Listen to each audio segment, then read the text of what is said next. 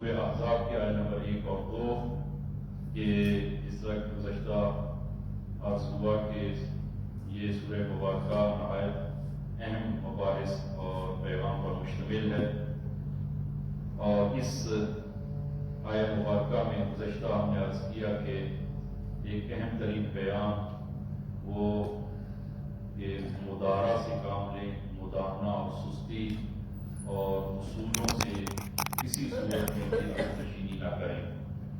یہ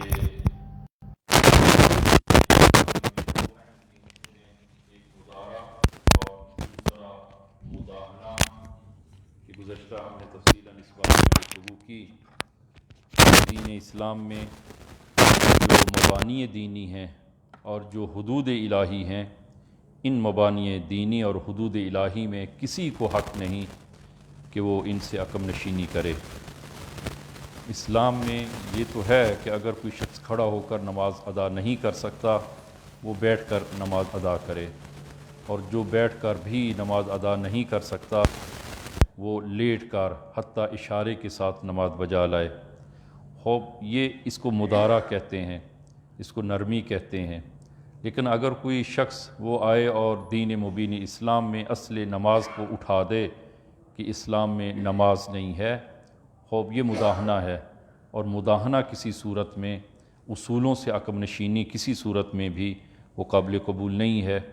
یا کوئی شخص آئے اور کہے کہ ماہ مبارک رمضان کے 30 روزے چونکہ نہایت سخت ہیں، مشکل ہیں، لہذا ہم 15 روزے جو ہیں وہ اس کو واجب اور لازم قرار دیتے ہیں، 15 روزے کافی ہیں، 30 روزے رکھنا لازم نہیں ہے۔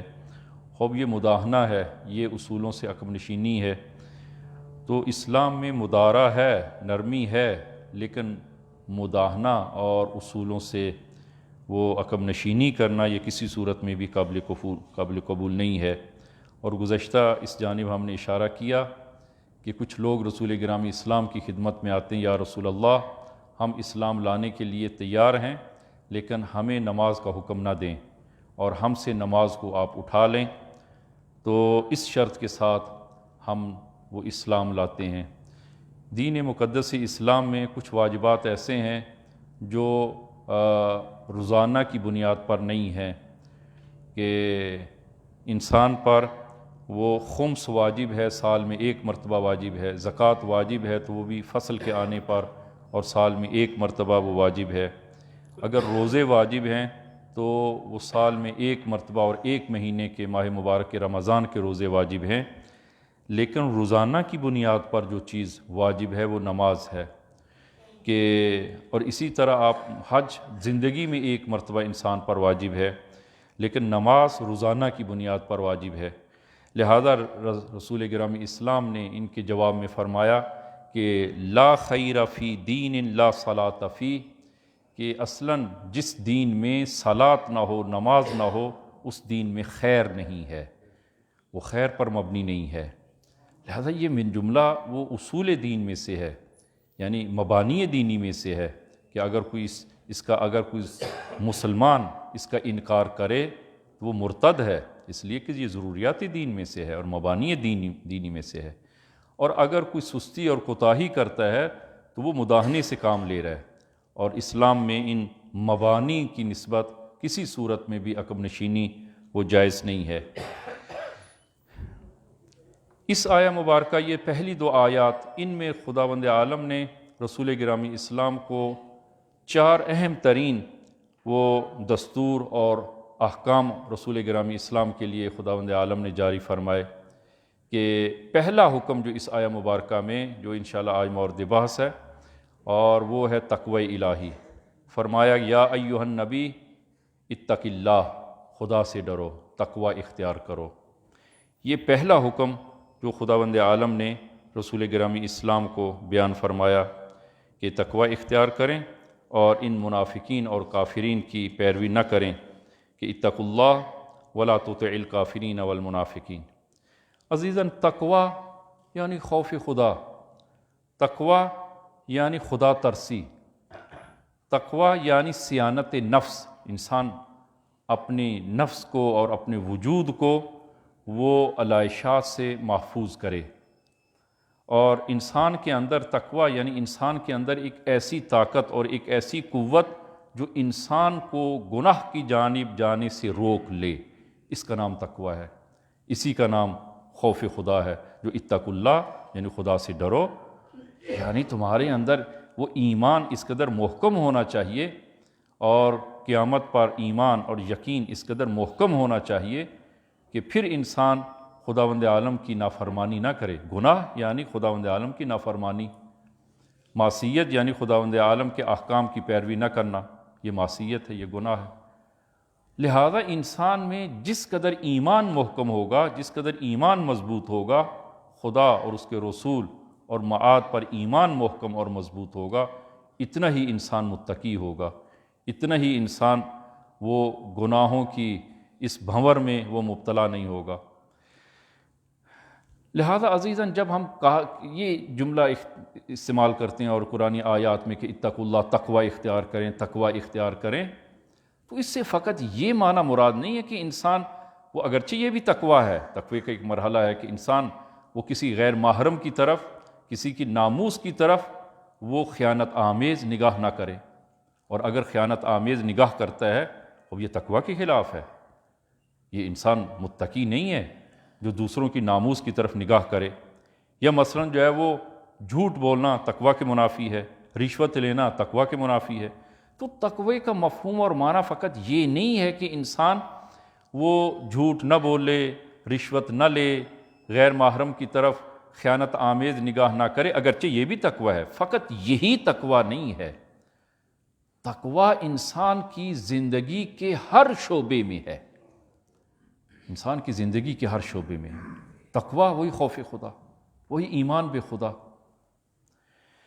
جناب مرحوم علامہ طباطبائی کہ جب یہ آیہ مبارکہ خداوند عالم نے تقوی کا اس مرحلے کو بھی بیان فرمایا ہے، سورہ آل عمران آیہ نمبر 102، فرمایا کہ اتقوا اللہ حق تقاتہ، فرمایا کہ جس طرح حق کے تقوی ہے، جو تقوی کا حق ہے، جو پرہیزگاری کا حق ہے، اس حق کے تقوی کو اختیار کرو، خداوند عالم کی نسبت حق کے تقوی کو اختیار کرو، یعنی وہ نہایت تقوی، خداوند عالم کے حضور نہایت تقوی کو اختیار کرو۔ یہ جب حکم آیا سورہ آل عمران کے آیہ نمبر 102 میں، یعنی ایسا تقوی جو خداوند عالم کی ذات کے لائق اور شائستہ ہے، ایسا تقوی اختیار کریں۔ تو جناب مرحوم علامہ طباطبائی اس آیہ مبارکہ کی شان نزول کے حوالے سے وہ بیان فرماتے ہیں کہ اس آیت کے نازل ہونے کے بعد اصحاب میں پریشانی بڑھ گئی، اور اصحاب کے لیے یہ مسئلہ سخت ہو گیا کہ وہ نہایت تقوی اختیار کرنے کا حکم آ گیا کہ خداوند عالم سے وہ اس حق کے تقوی اور نہایت تقوی کو اختیار کرے۔ تو اگرچہ یہ بعد میں اس حکم کو اٹھا لیا گیا اور اس حکم میں خداوند عالم نے تخفیف اور نرمی کی، تو بعد میں فرمایا کہ اپنی توان اور طاقت کے مطابق تقوی اختیار کریں۔ حق کے تقوی ہم بجا نہیں لا سکتے کہ اس ضمن میں بہار میں، اسی طرح تفسیر البرہان میں حدیث ہے امیر المومنین صلوات اللہ وسلام علیہ سے،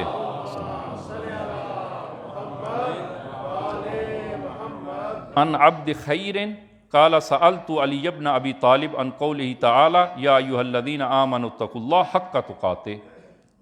راوی امیر المومنین کی خدمت میں عرض کرتا ہے، یا امیر المومنین، اس آیہ مبارکہ کے بارے میں آپ فرمائیں کہ جو ارشاد ہوتا ہے اے ایمان والو اتقوا اللہ، تقوی اختیار کرو، حق کا تقاتہ، اس نہایت تقوی کو اور حق کے تقوی بجا لاؤ۔ قال، امیر المومنین نے فرمایا واللہ ما عمل بہذا غیر اہل بیت رسول اللہ، قسم بخدا اس آیت پر فقط اہل بیت نے عمل کیا ہے، اہل بیت نے اس پر، فقط اہل بیت نے اس پر عمل کیا ہے۔ نحن ذکرنا فلا ننساہ، ہم نے خدا کو اس طرح یاد کیا کہ کبھی بھی اس میں نسیان نہیں آیا۔ محمد وعلی محمد بلند الصلوات۔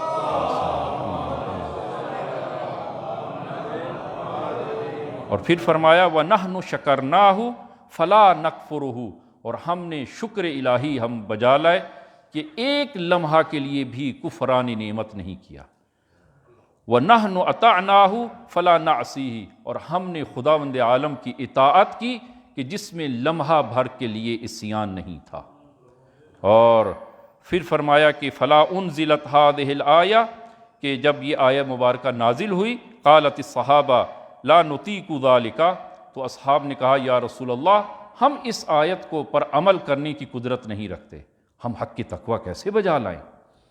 حق تقوی وہ نہایت تقوی کہ جو انسان کے اعضاء و جوارح کے ساتھ ساتھ انسان کی فکر پر بھی حاکم ہو، انسان کی فکر میں بھی تقوی ہو، اور وہ معصیت کے بارے میں فکر اور سوچ و بچار بھی نہ کرے۔ حق کی تقوی گناہ کے بارے میں نہ سوچے۔ تو جب یہ آیہ نازل ہوئی تو صحابہ میں عرض کیا یا رسول اللہ لا نطیق ذالک، ہم یہ حق کی تقوی بجا لانے پر قادر نہیں ہیں۔ فانزل اللہ، پھر اس کے بعد خداوند عالم نے دوسری آیت کو نازل کیا، فاتقوا اللہ ما استطعتم، کہ جس قدر تم استطاعت اور طاقت اور قدرت رکھتے ہو اپنی قدرت کے مطابق تقوی اختیار کرو۔ عزیزاً تقوی زندگی میں نہایت اہم ہے، اور جس طرح عرض ہوا کہ یہ تقوی فقط دو چار ان گناہوں میں فقط منحصر نہیں ہے، زندگی کے ہر شعبے میں تقوی ہے، کہ انشاءاللہ وہ عرض کریں گے، زندگی کے ہر شعبے میں۔ اب تقوی کے آثار اور اس کی وہ اہداف میں آپ ملاحظہ فرمائیں کہ سورہ بقرہ آیہ نمبر 183، یا ایھا الذین آمنوا کتب علیکم الصیام کما کتب علی الذین من قبلکم لعلکم تتقون۔ روزے کی جو حکمت بیان ہوئی ہے، اس روزے کی حکمت، روزے کے واجب ہونے کی جو حکمت ہے وہی تقوی ہے۔ روزہ رکھو تاکہ تم متقی ہو سکو، لعلکم تتقون، تاکہ تم اس تقوی کے مقام تک پہنچ جاؤ، اور یہ حکمت ہے۔ عزیزاً ماہ مبارک رمضان میں کہ انشاءاللہ ماہ مبارک رمضان کی آمد میں ہیں ہم لوگ، کہ ماہ مبارک رمضان میں وہ چیزیں کہ جو غیر ماہ مبارک رمضان میں جو انسان کے لیے حلال ہیں، کھانا پینا حلال ہے، دیگر انسان کی ضروریات اور خواہشات جو غیر ماہ مبارک رمضان میں انسان کے لیے حلال ہیں، وہ ماہ مبارک رمضان میں اور روزے کی حالت میں انسان ان سے اجتناب کرتا ہے، دوری اختیار کرتا ہے، ان کے نزدیک تک نہیں جاتا، حتیٰ کھانے کا تصور بھی نہیں کرے گا کہ میں کھاؤں، کھانے کا تصور، اس لیے کہ روزہ ہے۔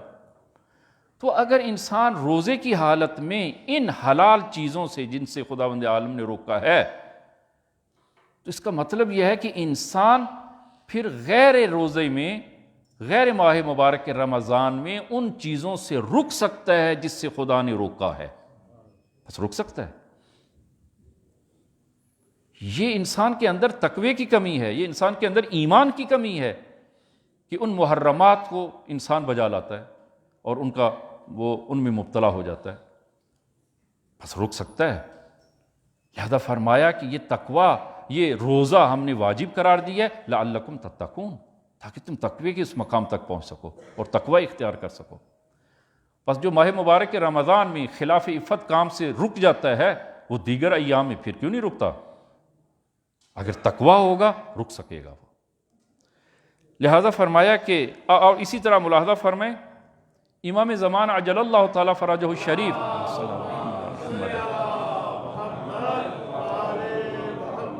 جب امام تشریف لائیں گے تو اس پورے معاشرے کو منسجم کر دیں گے، ایک معاشرہ واحد، ایک اجتماع واحد کی شکل اختیار کر جائے گا، اور معاشرے میں فساد کو دور کر دیں گے، اور معاشرہ وہ معنویت کے اس مرحلے تک پہنچ جائے گا کہ عمومی طور پر معاشرے میں فساد نہیں رہے گا، معاشرے میں فساد نہیں رہے گا۔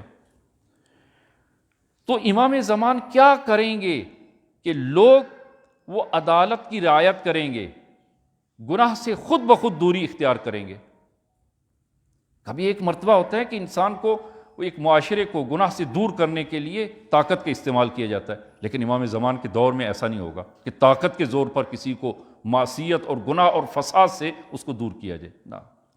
اس قدر انسان میں ترقی اور تکامل آئے گا معنویت کے لحاظ سے کہ انسان خود بخود گناہ کے نزدیک نہیں جائے گا، خود اپنے اختیار سے گناہ کے نزدیک نہیں جائے گا۔ تو تو امام زمان کیا کریں گے کہ یہ معاشرہ وہ عدالت خواہ ہو جائے، یہ معاشرہ وہ معصیت اور فساد کو اپنے وجود سے وہ باہر نکال پھینکے۔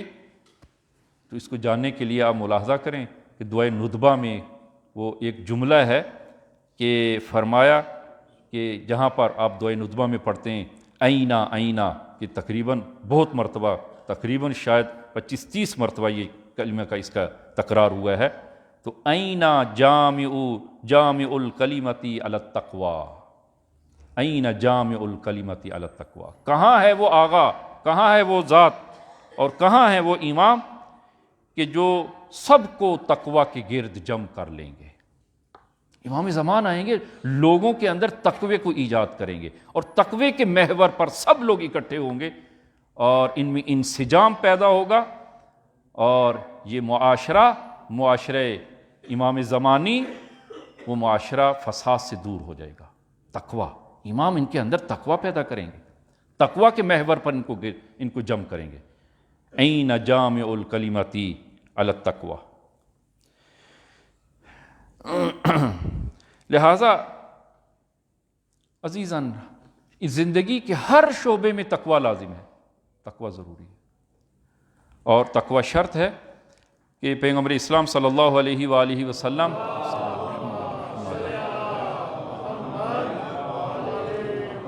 آپ نے بنی عبد المطلب کو اکٹھا کیا اور فرمایا کہ آپ لوگ یہ نہ کہیں کہ ہم مسلمان ہیں، رسول خدا کے دوست ہیں، رسول خدا کے قبیلے سے ہیں اور پیغمبر اسلام کے محب ہیں، یہ کافی نہیں ہے۔ ہمارا ولی اور دوست اور ہمارا پیروکار وہ کون ہے؟ فرمایا جو متقی ہو، باتقوی ہو۔ لا تقولوا ان محمدا منا، یہ آپ لوگ یہ نہ کہیں کہ پیغمبر اسلام وہ ہمارے خاندان سے ہیں، ہم میں سے ہیں۔ وَسَنَدْخُلُ مَدْخَلَهُ، اور ہم بھی رسول گرامی اسلام کے پیچھے وہ ان کے پیچھے ہوں گے، اور جس طرح رسول گرامی اسلام وارد بہشت ہوں گے ہم بھی انہی کے پیچھے وارد بہشت ہو جائیں گے۔ فلا واللہ ما اولیائی منکم ولا من غیرکم، فرمایا کہ قسم بخدا تم میں سے یا تمہارے غیر میں سے کوئی ہمارا دوست اور ہمارا پیرو نہیں ہے، یا بنی عبد المطلب الا المتقون، سوائے ان لوگوں کے جو باتقوی ہو، جن کے اندر خوف خدا ہو اور جو خدا پر ایمان رکھتے ہوں، اور وہ ایمان انسان کو خدا کی نافرمانی سے روک لے۔ فرمایا فقط ہمارے اولیاء یہی ہیں اور ہمارے دوست یہی ہیں، ہمارے پیروکار یہی ہیں، چاہے وہ ہمارے خاندان سے ہوں یا کسی اور سے غیر خاندان سے ہوں۔ اسی بنا پر آپ ملاحظہ کریں کہ جو بہت ساری روایات میں خود رسول گرامی اسلام نے جس طرح کہ جناب سلمان محمدی کے بارے میں فرمایا کہ سلمان منا اہل البیت، سلمان ہم اہل بیت میں سے ہے، وہ اسی بنا پر جناب ابو ذر کے بارے میں یہی تعبیر ہے رسول گرامی اسلام کی کہ جناب ابن جندب جناب ابو ذر فرمایا منا اہل البیت، ہم اہل بیت میں سے ہے، یہ اسی بنا پر، تقوی کی بنا پر۔ اور پھر آپ قرآن کریم میں آپ ملاحظہ فرمائیں کہ سورہ مائدہ آیت نمبر 27 انما یتقبل اللہ من المتقین، خداوند عالم فقط متقین سے قبول کرے گا، جو اعمال ہیں یہ فقط متقین سے قبول ہوں گے، غیر متقی کے اعمال قبول نہیں ہوں گے۔ ہاں یہ کہیں شبہ ذہن میں نہ آئے، انسان نماز پڑھتا ہے، ایک نماز کا ادا ہونا ہے، اعمال کا ادا ہونا ہے، ایک ہے اعمال کا قبول ہونا ہے، قبولی اگلا مرحلہ ہے۔ ایک اعمال کا ادا ہونا، انسان نماز بجا لاتا ہے، وہ نماز اس کے ذمے سے ساقط ہو جائے گی، نماز نہ پڑھنے کا عقاب نہیں ہوگا، لیکن ممکن ہے کہ یہ اس کا عمل قبول نہ ہو خدا کی بارگاہ میں۔ قبول کس سے ہوگا؟ متقین سے قبول ہوگا، خداوند عالم فقط متقین سے ان کے اعمال کو قبول کرے گا۔ لہذا آپ قرآن میں ملاحظہ فرمائیں، دقت سے اس کو آپ قرآن کی تلاوت جب کرتے ہیں تو دقت کریں ان چیزوں پہ کہ خداوند عالم نے جب کسی نیکی کا حکم کیا ہے قرآن میں تو اس سے پہلے یا اس کے بعد تقوی کا ذکر کیا ہے۔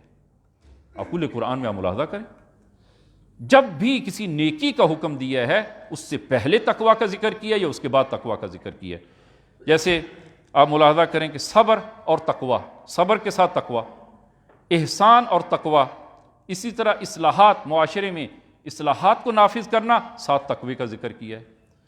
اور مسجد کا ذکر ہے، ساتھ تقوی کا ذکر کیا ہے۔ تو یہ تقوی ہر چیز کے ساتھ اور ہر عمل کے ساتھ انسان کی زندگی میں ہر شعبے میں یہ تقوی لازم ہے۔ لہذا رسول گرامی اسلام کو جو فرمایا کہ اتق اللہ، تقوی اختیار کریں، یہ نہیں کہا کہ فلاں فلاں فلاں چیز میں، مطلقہ پوری زندگی، پورے اعمال اور زندگی کے ہر شعبے میں تقوی الہی، خوف الہی۔ سورہ مریم آیہ نمبر 71 آپ ملاحظہ فرمائیں کہ ارشاد خداوندی ہوتا ہے کہ تمام لوگ جہنم میں وارد ہوں گے، کوئی بھی اس سے مستثنا نہیں ہے، تمام لوگوں کا گزر جہنم سے ہوگا۔ کہ وَإِن مِّنكُمْ إِلَّا وَارِدُهَا كَانَ عَلَىٰ رَبِّكَ حَتْمًا مَّقْضِيًّا، سورہ مریم آیہ نمبر 71۔ اور تم میں سے کوئی ایسا نہیں ہوگا کہ جو جہنم پر وارد نہ ہو، تم میں سے کوئی ایسا نہیں ہے، سب کا ورود، گزر جہنم سے ہوگا، جہنم سے گزر کر جانا ہوگا۔ البتہ کہ جب مومن جہنم سے گزرے گا، یہ جہنم سرد ہو جائے گی، ٹھنڈی ہو جائے گی۔ لیکن اگر مشرک و کافر و منافق ہو، ایسے لوگ جب گزریں گے، جہنم مزید بھڑک اٹھے گی۔ لیکن قرآنی اس آیت میں کہ جب بھی اہل بیت علیہ الصلوۃ والسلام اس آیہ مبارکہ کی تلاوت کرتے، گریا کرتے ائمہ خدا۔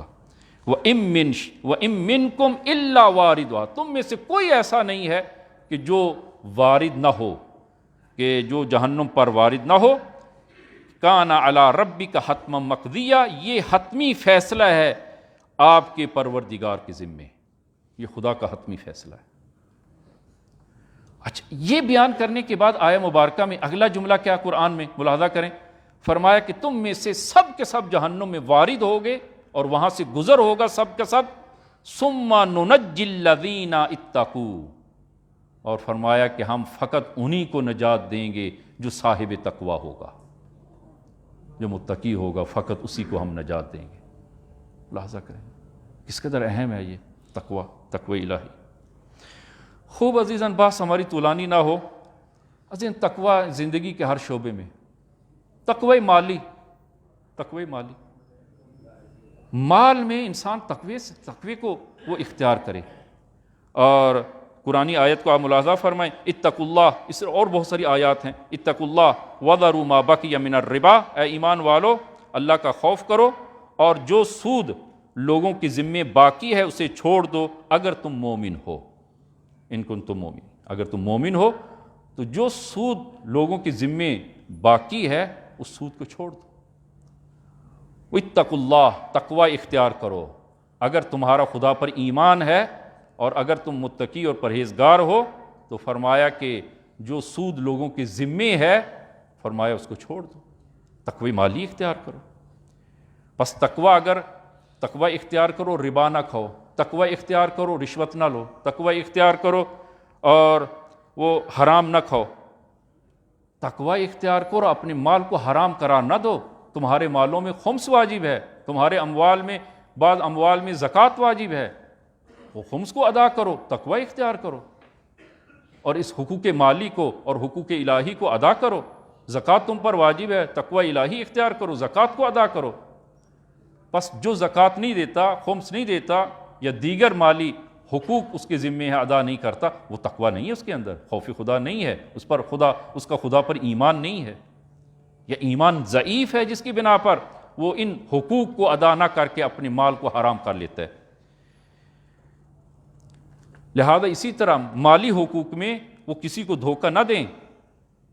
بس اگر جو ہے وہ انسان کے اندر تقوی ہے تو وہ اضافی حقوق نہیں لے گا، اگر کسی کے اندر تقوی ہے وہ دوسرے کے ساتھ مالی فراڈ نہیں کرے گا، اگر کسی کے اندر تقوی ہے وہ کام میں چوری نہیں کرے گا۔ مثلا یہی مثال، آپ سادہ مثال دیں، جو ہے وہ عرض کریں کہ ایک شخص جو ہے وہ 8 گھنٹے کے لیے ایک دفتر میں وہ ملازم ہے اور ان کا آپس میں قرارداد ہے 8 گھنٹے روزانہ وہ کام کرے گا اور اس کے مقابل میں اس کو حقوق ملیں گے۔ اب اگر یہ شخص جو ہے وہ 8 گھنٹوں میں فرض کریں 1 گھنٹہ 2 گھنٹے چوری کرتا ہے، کام نہیں کرتا، کم کاری یعنی کام کم کرتا ہے، خوب کیا ہے؟ یہ تقوی کے منافی ہے۔ تقوی یہ ہے کہ جو آپ نے قرارداد کی ہے 8 گھنٹے کام کرنے کی، آپ وہ 8 گھنٹے کام کریں۔ جو اس میں کام ہے وہ 8 گھنٹے کام کریں. اگر کام نہیں کرتے یہ تقوی کے خلاف ہے. کام آپ نے کام کم کیا ہے، اور یہی چوری شمار ہوتی ہے. کبھی مال کی چوری ہے اور کبھی وقت کی چوری ہے. وہ وقت کی چوری ہے. اور اتنی مقدار میں جو کام نہیں کیا، آپ اسی طرح حساب لگائیں کہ پورا مہینہ جو ہم نے 1-2 گھنٹہ پورا مہینہ جو کام نہیں کیا ہے، وہ کم چوری کی ہے، تو نتیجہ یہ ہوگا. اس کا اثر کیا ہے؟ اس کا اثر یہ ہے کہ آپ نے جو حقوق 1 مہینے کے 8 گھنٹے ہر روز اور 1 مہینے کے جو حقوق لیے ہیں، اتنا جتنا آپ نے کام نہیں کیا، اتنے حقوق کے آپ حقدار نہیں ہیں. اور اگر وہ آپ سارے حقوق لیتے ہیں تو یہ مال حرام ہے عزیزان. اور مال حرام جب گھر میں جائے گا، خود انسان کی شکم میں اور بیوی بچوں کو انسان کھلائے گا، وہاں پر کہاں سے معنویت آئے گی؟ معنویت نہیں آئے گی. آپ ملاحظہ اس واقعے کو آپ ملاحظہ فرمائیں کہ امام زمان کے لیے ہم ہمیشہ وہ صلی اللہ علیہ محمد امام کو طلب کرتے ہیں، امام کو پکارتے ہیں، ان کے انتظار میں ہیں. لیکن امام زمان وہ کیسے لوگوں کے انتظار میں ہیں تاکہ وہ لوگ آمادہ اور مہیا ہوں تاکہ امام ظہور کریں؟ کیسا معاشرہ ہو تاکہ امام آ سکیں؟ بزرگان نے اس واقعے کو نقل کیا ہے، اور یہ اعمال میں سے بھی ہے کہ اگر 40 شب بدھ مسجد سہلہ میں اعمال، مخصوص اعمال ہیں، وہ اعمال بجا لائے جائیں، امام زمان کی زیارت ہوتی ہے. اور زیارت ممکن ہے، ابھی ہمارا یہ بحث نہیں ہے، زیارت ممکن ہے، آج کے دور میں بھی ممکن ہے. خوب ایک بندے خدا اہل علم و اہل فضل وہ ان اعمال میں مشغول ہوا، اور جب اعمال یہ اختتام کے نزدیک پہنچے تو اس کو اشارہ ہوا کہ اگر امام کی زیارت چاہتے ہو اور ملاقات چاہتے ہو تو جاؤ کوفہ میں فلاں محلہ اور فلاں دکان پہ، وہاں جاؤ، وہاں تمہیں زیارت ہوگی. اس نے اپنے اس اشارے کے مطابق وہ کوفہ میں اس محلے کو ڈھونڈا، اور پھر جو ہے وہ اس دکان کو ڈھونڈا. اور جب وہاں پہ پہنچا دیکھتا ہے کہ ایک بوڑھا شخص ہے، تالوں کی دکان ہے، تالے بنانا، تالے ٹھیک کرنا، تو تالا ساز ہے یہ، یوں کہیں تو وہ تالوں کی دکان ہے. یہ بوڑھا اپنے کام میں مشغول ہے. ایک نوجوان نہایت خوبصورت و معطر وہ اس کے قریب بیٹھے. اس نے بھی سلام کیا، جا کے بیٹھ گیا. اتنے میں ایک بوڑھی خاتون آتی ہے، ہاتھ میں تالا ہے. اس بوڑھے سے کہا کہ مجھے پیسوں کی ضرورت ہے، میں اپنا تالا بیچنا چاہتی ہوں، آپ کیا تالا خریدیں گے؟ بوڑھے نے وہ تالا لیا، اس کو دیکھا، چیک کیا، کہا کہ کتنے میں بیچو گی؟ کہا کہ میں 3 درہم میں. کہا کہ نہیں، تمہارا تالا 3 درہم کا نہیں ہے، اس سے زیادہ قیمت کا ہے. تمہارا تالا 6 درہم کا ہے، نہ کہ 3 درہم کا. آگا مجھے 3 درہم چاہیے. دوسرے دکاندار مجھے 3 درہم بھی نہیں دے رہے تھے، کوئی 1 درہم، کوئی 2 درہم دے رہا تھا. مجھے ضرورت 3 درہم کی ہے، آپ مجھ سے 3 درہم میں خرید لیں. کہا اس خاتون سے کہا کہ تمہارے تالے کی قیمت و ارزش وہ 6 درہم ہے، اگر 6 درہم میں بیچتی ہو تو میں خریدتا ہوں. کہتا ہے کہ اگر اس سے 1 درہم زیادہ بھی میں تمہیں دیتا، لیکن 1 درہم جب میں اس کو بیچوں گا، 1 درہم میں اپنے لیے منافع رکھوں گا اور اس کو میں اس منافع کے ساتھ بیچوں گا. تمہارے تالے کی قیمت 6 درہم ہے، یہ 6 درہم لوگی، میں تمہیں وہ تالا میں لیتا ہوں، خریدار ہوں. اس خاتون نے تالا دیا، 6 درہم لیے چلی گئی. یہ نوجوان اس کی طرف متوجہ، یہ شخص جو زیارت کے لیے عمل میں مشغول تھا، اس کی طرف متوجہ ہوئے اور فرمایا کہ اپنے آپ کو اس بوڑھے کی مانند قرار دو اور کر لو، پھر تمہیں ضرورت نہیں کہ تم امام کی زیارت کے لیے جاؤ، امام تمہاری زیارت کے لیے آئیں گے.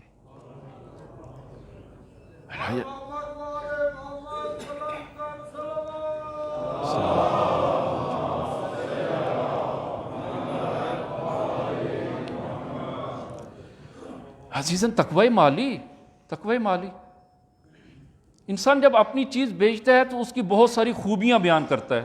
دوسرے کی چیز جب خریدتا ہے تو اس میں نقائص نکالتا ہے.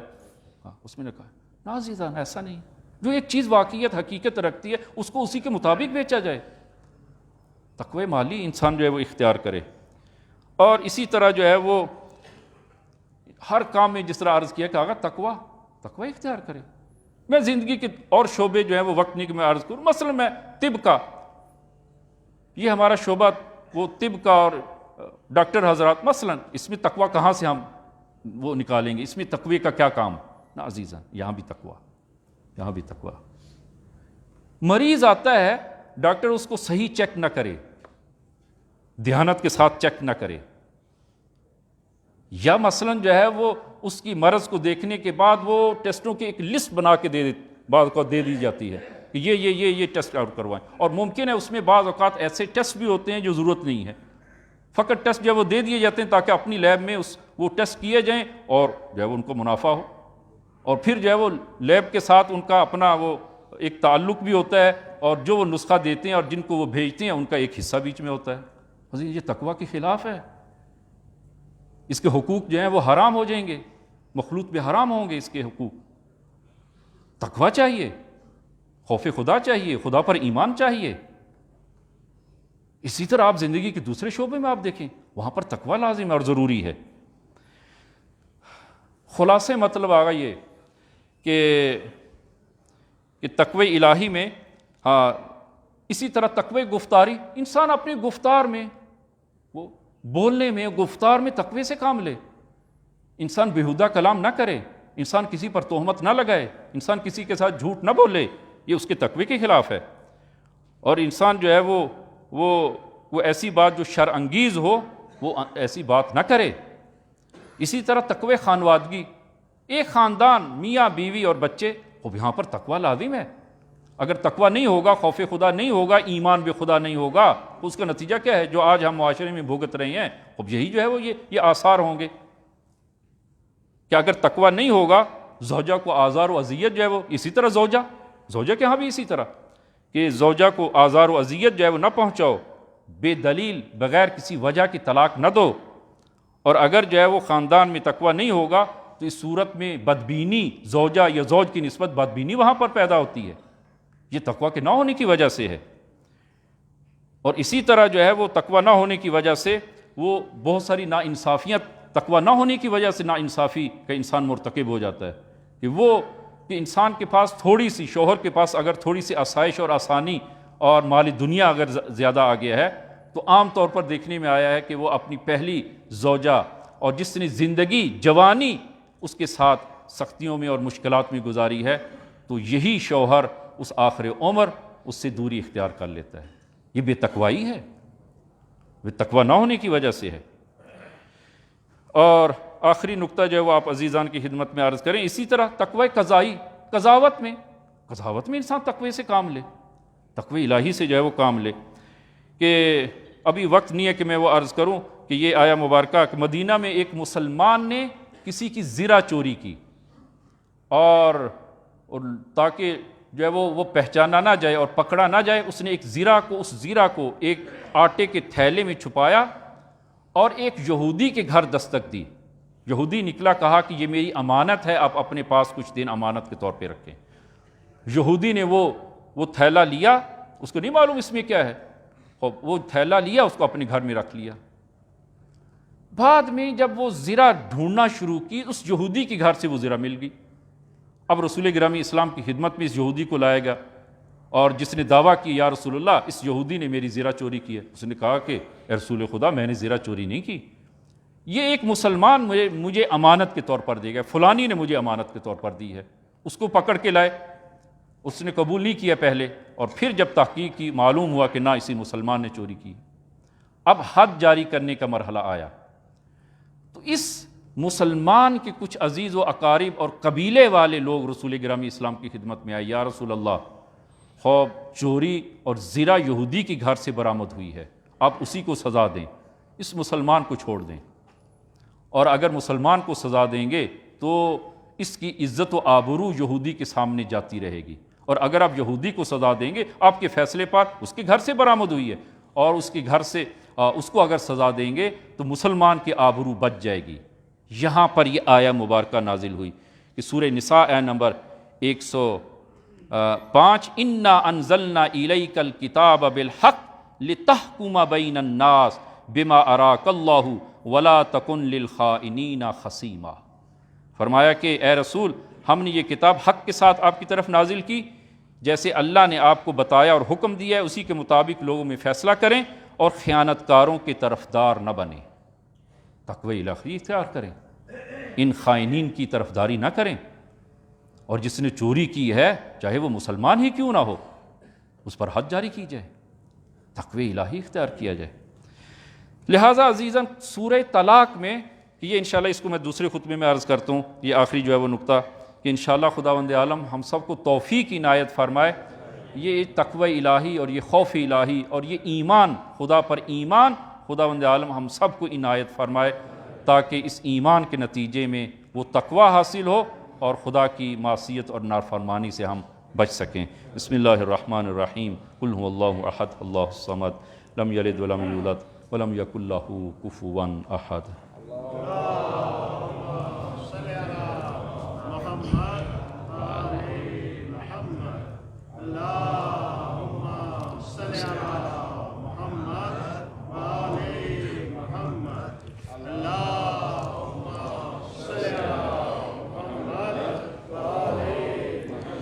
بسم اللہ الرحمن الرحیم، الحمد للہ رب العالمین والصلاة والسلام علی محمد وآلہ الطیبین الطاہرین المعصومین، اللہم صل علی محمد المصطفیٰ، اللہم صل علی علی المرتضیٰ، اللہم صل علی فاطمة الزہراء، اللہم صل علی الحسن المجتبیٰ، اللہم صل علی الحسین شہید بکربلا، اللہم صل علی علی ابن الحسین، اللہم صل علی محمد ابن علی، اللہم صل علی جعفر ابن محمد، اللہم صل علی علی ابن موسیٰ الرضا، اللہم صل علی موسیٰ ابن جعفر، اللہم صل علی علی ابن موسیٰ الرضا، اللہم صل علی محمد ابن علی، اللہم صل علی علی ابن محمد، اللہم صل علی الحسن ابن علی، اللہم صل علی القائم المہدی، اللہم صل علی محمد وآل محمد وعجل فرجہم وسہل مخرجہم۔ اوصیکم ونفسی بتقوی اللہ۔ عزیزان خطبہ دوم میں بھی اپنے آپ کو اور آپ عزیزان کو تقوی الہی کی وصیت کرتا ہوں کہ انشاءاللہ خداوند عالم یہ تقوی ہم سب کو عنایت فرمائے۔ عزیزان نہایت اختصار سے سورہ طلاق میں کہ سورہ طلاق آیہ نمبر 2 اور 3 کو آپ ملاحظہ فرمائیں کہ اگر آپ چاہتے ہیں کہ آپ کی زندگی کی مشکلات حل ہوں، اگر آپ چاہتے ہیں کہ آپ کے رزق و روزی میں اضافہ ہو، تو ایک عمل اور ایک ہی نسخہ ہے اس کے لیے، زندگی کی مشکلات کے حل کے لیے اور روزی کی افزائش کے لیے ایک ہی وہ نسخہ ہے کہ جو رسول گرامی اسلام نے فرمایا، انی لأعرف آیۃ من کتاب اللہ لو اخذ بها جمیع الناس کفتہم، فرمایا کہ میں قرآن میں ایک ایسی آیت کو پہچانتا ہوں اور جانتا ہوں کہ اگر دنیا کے تمام لوگ اس سے متمسک ہو جائیں اور اس کو لے لیں تو سب کے لیے وہ کافی ہے، کفتہم، کہ سب کے لیے کافی ہے۔ قالوا یا رسول اللہ وما ہی، اے رسول خدا وہ کون سی آیا ہے؟ فرمایا کہ فقال ومن یتق اللہ یجعل لہ مخرجا ویرزقہ من حیث لا یحتسب۔ یہ آیا کہ جو تقوی اختیار کرے، جو تقوی، کہ امیر المومنین اس آیہ مبارکہ کے بارے میں فرماتے ہیں کہ وَاعْلَمُوا أَنَّهُ مَن يَتَّقِ اللَّهَ يَجْعَلْ لَهُ مَخْرَجًا مِنَ الْفِتَنِ، کہ جو تقوی الہی اختیار کرے خداوند عالم فتنوں سے اس کو نجات دیتا ہے، وہ فتنوں سے نجات پائے گا۔ ایک فتنوں سے نجات چاہتے ہیں تقوی، رزق چاہتے ہیں تقوی، اور رزق بھی دو طرح کا ہے، ایک وہ رزق ہے جس کی تلاش میں انسان نکلتا ہے، اور ایک وہ رزق ہے کہ جو انسان کی تلاش میں ہوتا ہے، اور وہ رزق من حیث لا یحتسب، انسان کو جہاں سے گمان نہیں ہے خداوند عالم وہ رزق عنایت کرتا ہے۔ البتہ رزق سے مراد یہ فقط کھانا پینا نہیں ہے، رزق کا وسیع مفہوم ہے، ہدایت رزق ہے، اچھا استاد رزق ہے، اچھی زوجہ رزق ہے، اچھی اولاد رزق ہے، یہ سب رزق ہے، رزق الہی۔ اور فرمایا کہ جو تقوی اختیار کرے، فرمایا کہ وَمَن يَتَّقِ اللَّهَ يَجْعَلْ لَهُ مَخْرَجًا، خداوند عالم مشکلات سے اور فتنوں سے اس کو وہ راستہ اس کے لیے نکالتا ہے جس سے وہ فتنوں سے نکل سکے، ہاں اگر تقوی اختیار کیا ہے۔ وَيَرْزُقْهُ مِنْ حَيْثُ لَا يَحْتَسِبُ، اور پھر آیت کا اگلا حصہ وَمَنْ يَتَوَكَّلْ عَلَى اللَّهِ فَهُوَ حَسْبُهُ، اور جو خدا پر توکل کر لے خدا اس کے لیے بس کافی ہے، خدا کافی ہے اس کے لیے۔ وَمَنْ يَتَوَكَّلْ عَلَى اللَّهِ فَهُوَ حَسْبُهُ إِنَّ اللَّهَ بَالِغُ أَمْرِهِ قَدْ جَعَلَ اللَّهُ لِكُلِّ شَيْءٍ قَدْرًا۔ انشاءاللہ خداوند عالم یہ تقوی ہم سب کو عنایت فرمائے کہ اس تقوی کے نتیجے میں تاکہ انسان جو ہے وہ ہدایت پا سکے۔ عزیزان، احکام کے حوالے سے ایک آدھ نقطہ جو ہے وہ آپ عزیزان کے جو ہے وہ گوش گزار کریں کہ ہم نے جو ہے وہ کوشش کرتے ہیں کہ وہ نماز مغرب و عشاء کے درمیان 2-3 مسئلے جو ہیں وہ ہر روز نماز میں جب میں ہوتا ہوں تو انشاءاللہ وہ بیان جو ہے وہ کیے جائیں، تو انہی کو ہفتے بھر کے جو ہے وہ احکام کو ہم چاہتے ہیں کہ تمام مومنین کے لیے بھی بیان کریں، کہ ممکن ہے اکثر عزیزان کے لیے وہ تکراری ہوں، لیکن پھر بھی وہ مسائل جب تک وہ یاد نہ ہوں، حفظ نہ ہوں، مشکلات پیش آتی ہیں، اور خصوصاً جو ہے وہ طہارت و نجاست کے حوالے سے، اور پہلے بھی عرض کیا ہے کہ جب تک انسان کی طہارت کامل نہیں ہوگی، وضو اور غسل کامل نہیں ہوگا، اس کی عبادات وہ درست نہیں ہوں گی۔ لہذا یہ طہارت وہ مقدمہ ہے نماز کے لیے اور شرط صحت صلاۃ و عبادات ہیں۔ تو وضو کے حوالے سے عرض کریں کہ اپنے نوجوانوں کے لیے کہ وضو میں 2 چیزوں کا دھونا واجب ہے اور 2 چیزوں کا مسح کرنا واجب ہے، البتہ پہلے نیت جو ہے وہ کی جائے، اور کہ میں مثلاً وضو کرتا ہوں قربتاً الی اللہ، یہ کافی ہے یہ نیت، وہ ریڈی میڈ نیت کا زبان پہ لانا یہ لازم نہیں ہوتا، فقط دل میں ارادہ و قصد جو ہے یہ کافی ہوتا ہے۔ اور یہ نیت کب ہونی چاہیے؟ یہ قصد و ارادہ کہ جب انسان وہ پہلا عمل جو چہرے دھونے کا جو واجب عمل ہے اس کو جب وہ بجا لانا چاہتا ہے، شروع کرتا ہے، تو اس وقت جو ہے وہ نیت اس کے ساتھ ملی ہونی چاہیے۔ البتہ باقی وضو کے مستحبات ہیں، اور پہلے ہم نے عرض کیا ہے کہ وضو کے لیے پاؤں کا دھونا شرط نہیں ہے کہ پہلے پاؤں کو دھویا جائے۔ پاؤں اگر آپ کے پاک ہیں تو آپ پاؤں کو نہ دھوئیں، اور اگر پاؤں آپ کے نجس ہیں تو اس صورت میں آپ وضو سے پہلے پاؤں دھوئیں، تاکہ وضو پاؤں پا مس جو ہے وہ واجب ہے، دھونا واجب نہیں ہے۔ لیکن اگر آپ پاؤں دھوتے ہیں پہلے تو اس صورت میں اس کو خشک کریں، اس لیے کہ اگر پاؤں گیلے ہوں اور تر ہوں تو تر پاؤں پر مسح باطل ہے، وضو باطل ہو جائے گا۔ لہذا عزیزان یہ نہایت توجہ فرمائیں، آغایون جو ہیں وہ توجہ نہیں فرماتے، وضو باطل ہو جاتا ہے۔ پاؤں اگر تر ہیں تو ان کو پہلے خشک کریں اور پھر وضو کریں، تو پاؤں جو ہے وہ دھونا پہلے ابتداً واجب نہیں ہے، اور پھر جو ہے وہ کلی کرنا مستحب ہے، ناک میں پانی ڈالنا 3 مرتبہ مستحب ہے، اور اس کے بعد جو ہے وہ پھر آپ وضو جو ہے وہ اصل وضو جو واجبات ہیں وہ شروع ہوں گے۔ نیت کے ساتھ آپ وہ چہرے پر پانی ڈالیں گے، چہرہ بال اگنے کی جگہ سے لے کر ٹھوڑی تک، اور چوڑائی میں انگوٹھے اور درمیان والی انگلی کے درمیان چہرے کا جو حصہ آتا ہے یہ اتنا واجب ہے۔ البتہ ذرا سائڈ سے بھی انسان جو ہے وہ اس کو مس کرے اور دھوئے، تاکہ انسان کو یقین ہو جائے کہ چہرے کا جو حصہ دھونا واجب تھا وہ میں دھو چکا ہوں۔ تو اور چہرے پانی پیشانی پر اوپر سے نیچے کی طرف جو ہے وہ پانی ڈالا جائے، نیچے سے اوپر کی طرف جو ہے وہ پانی ڈالنے سے یا مس کرنے سے وہ وضو باطل ہو جائے گا۔ جو چہرے پر پیشانی پر پانی ڈالا جائے اور اوپر سے نیچے کی طرف جو ہے وہ مس کیا جائے، اوپر نیچے سے اوپر جو اگر کیا جائے گا اس کا وضو باطل ہوگا۔ دوسرا جو ہے وہ نقطہ اس میں عرض کریں کہ داڑھی جو ہے وہ جن کی ماشاءاللہ داڑھی ہے تو وہ داڑھی وہ آیا داڑھی کے اندر جلد تک پانی پہنچانا واجب ہے یا واجب نہیں ہے؟ تو اس میں عرض کریں کہ اگر داڑھی گھنی ہے تو اس صورت میں وہ اوپر تک دھونا، جلد کے نیچے تک پانی پہنچانا وہ واجب نہیں ہے، اور فقط ظاہر کو وہ دھونا اور اس کا مس کرنا یہی جو ہے وہ واجب اور لازم ہے۔ اب سوال یہ ہے کہ کس کی داڑھی گھنی ہے اور کس کی گھنی نہیں ہے۔ اگر داڑھی کے اندر سے انسان کی جلد نظر آ جائے تو اس کی داڑھی پتلی ہے، لہذا وہ جلد تک پانی پہنچانا یعنی جلد کو دھونا وضو میں واجب ہوگا۔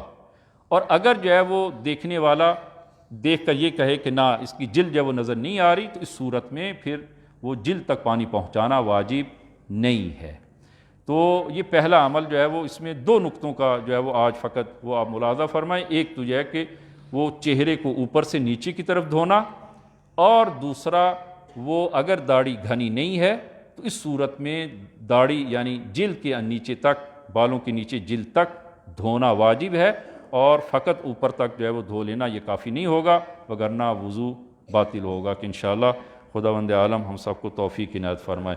خدایا بحق کے امام زمان کے ظہور میں تعجیل فرما، خدایا ہم سب کو ان کے یار و انصار میں محشور فرما، خدایا بحق زہرا بحق امام زمان تمام مومنین کو صحت و سلامتی و طول عمر عنایت فرما، جو مریض ہیں مریضان اسلام کو صحت عاجل عنایت فرما، خدایا بحق زہرا تمام مومنین کی حاجات شرعیہ کو پورا فرما، خدایا بحق زہرا بحق امام زمان خدایا ہمارے نوجوانوں کو عفت و حیا عنایت فرما، خدایا ان کو دین و دنیا میں کامیاب اور موفق فرما، خدایا بحق زہرا بحق امام زمان خدایا وطن عزیز کو استحکام عنایت فرما، خدایا جو مومنین اور جو بے روزگار ہیں ان کو روزگار عنایت فرما، خدایا بحق زہرا بحق امام زمان مظلومین جہان کی مدد فرما۔